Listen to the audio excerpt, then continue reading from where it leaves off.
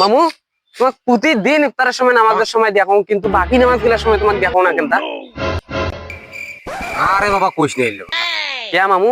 আচ্ছা হোক, ওইলে বাদ দাও। তোমরা কাল তারাবির নামাজ পড়ে গেছিলেন? আরে না রে ভাগ্নে কইস না। এই ইফতারের পরে না ভাত খাসুম তো সুদ শুনতে আর ঘুম বসে উড়োই নি আর।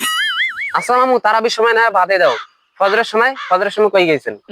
তাড়াতাড়ি ঘুম থেকে উঠি সিয়ারি খায়া একটা রেস্ট নজরে শুচ্ছু, আরেকবার উঠি দেখো একটা সকাল হয়ে গেছে।